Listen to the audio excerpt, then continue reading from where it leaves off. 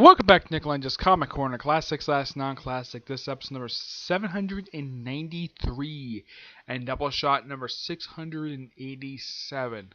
I have two DC trades.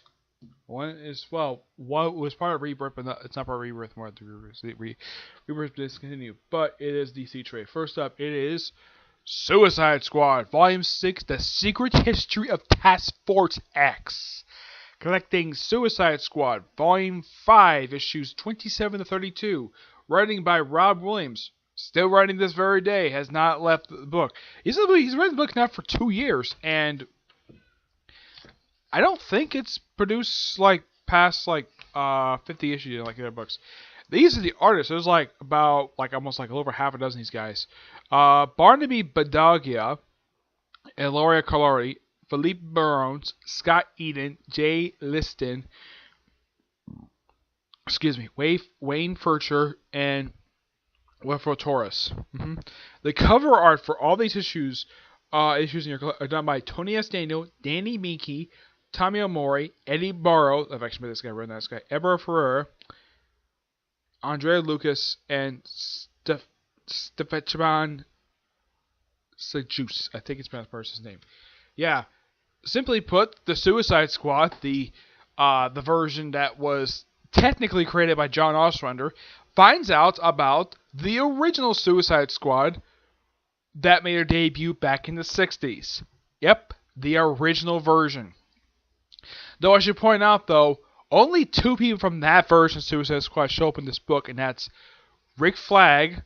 Well, they technically refer to him as his grandfather. It was more like his father, and Karen Grace. Yep, these two are part of the original Suicide Squad, along with King Faraday. Yeah, he's an old character who I think showed up in the late 50s. He's a character who's popped up now and again. Yeah, his first name is really King. No joke. He's actually agent for a government agency known as Argent. As far as I know, this was a real government agency DC had in the comics. I'm a little surprised the Rebel Williams side reference it now. Hasn't been shown up in years. And this is the current Suicide Squad. Finding out about they split into 2 teams. One team led by Harley Quinn, Killer Croc, I think Captain Boomerang, and I'm trying to remember who was the other people. Yeah, it was Captain Boomerang, and I think that was it. Yeah, it was just these few people who decided to go into space. Yep. Oh yeah, and Katana at this point is new lead of the team. Yep. Yeah, it's just Katana, Harley Quinn, Killer Croc, Captain Boomerang. And that's it. Team 2 is comprised of El Diablo, Deadshot, and Enchantress. Yep. Their job to do is investigate, with the other stuff related to it. It's interesting that they have 2 different stories going at the same time. So they go to space, and, well, Rick Flag... let's go Rick Flag Sr., because, well, they refer to Rick Flag as... Yeah, I will talk about Rick Flag in a minute, basically, how he is. Well... They do, in fact, meet up with them. They know about... And apparently these 2 are kept alive at their old period of time. Yeah, apparently these 2 have been up there since, the 60s. And they look remarkably kind of a bit younger than they're supposed to be. These look like they're probably in their 40s, I'd say. Even though they're probably in their 60s, maybe even 80s for that matter. It's probably quality in space. They do eventually find it on the moon, a gigantic vault door, which involves them basically finding a portal to the Phantom Zone of all things. Yes, the Phantom Zone. And who do they find in there? Why, Rick Flag. Yep, Rick Flag, alive and well. Despite the fact that everyone thought he got killed off during the Zod arc. Yeah, it was actually about a few trades back. I was surprised to see the guy. But yeah, I know he was alive, but yep. They do, in fact... Well, they have Harley and him reunite after this whole situation is over with, and she says she wasn't crazy about him, but she probably still had feelings for Rick. But who the heck knows? This by far was a really dang good thing. Also mentioned about a virus. Yeah, eventually King Faraday is taken to custody. He's feeling better. He's still there right now, but yeah, this by far was really good. I give this point a 9.5 out of 10. Sorry about that. That's my nephew basically going crazy. Let's say. He's going a little... He's having fun. Alright, next up it is Justice League America, The Silver Age, Volume 4, collecting issues 31 to 41. Technically, no, because they actually don't put it here 39 because it's a reprint.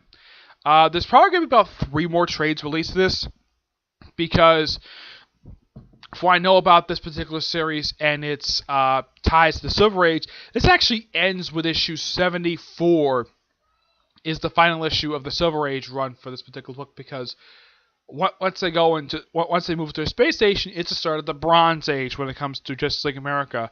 At the start of this, we have Hawkman joining the team, and he's actually the last one for quite a while. No joke, he seriously is. He's the first person to join since, I think it was the Atom. We'll look it up on here.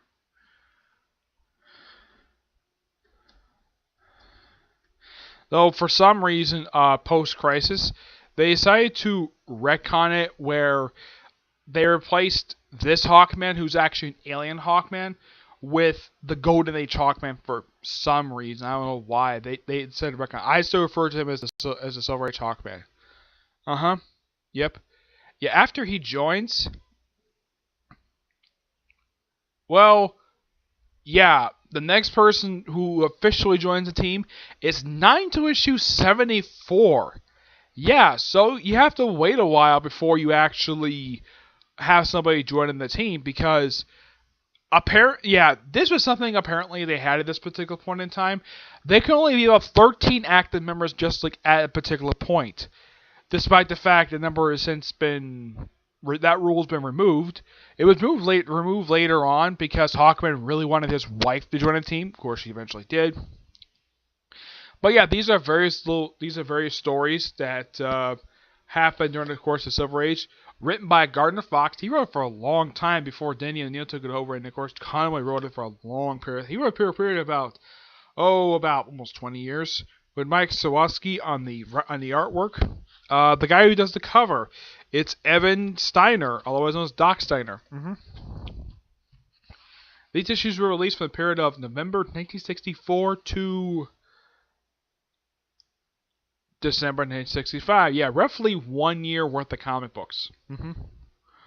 Well, there kind of is a reason for that, because the comics themselves will come out bi-monthly. Yeah, that was the thing it did back then. The members at this point, aside from Hawkman, are Superman, Batman, Wonder Woman, The Flash, Green Lantern, Aquaman, Martian Manhunter, Green Arrow, and the Atom. Yeah. Also, if you notice how the way the picture of this cover looks, you see that Batman and Wonder Woman are basically sort of in silhouette. Yeah, that was a thing they did for the first year for this particular comic book, I remember reading about it. I wasn't reading it when the comic was coming out back then because I wasn't born yet. Yeah, apparently, Batman and Wonder Woman were not generally allowed to participate in the adventures. They can still be part of the team, but they couldn't be active part of the roster. Yeah, they had this very stupid rule. They did the same thing for the Justice Society of America, where even though Batman and Superman are part of the team, they couldn't appear on the cover because of stupid editorial nonsense. That wasn't until the higher-ups told the others, hey, we own these characters, not you. Put them on a damn cover. Oh yeah, and those of you curious though about the first appearance Justice League, do any of the big 3 show up on the cover? Nope. They don't. Though it's good they have expanding roster, it means that people can be involved. Like in the first issue, they have it where Green Arrow, I think it's Green Arrow, Superman, and Martian Manhunter actually don't participate in the first adventure. Yeah.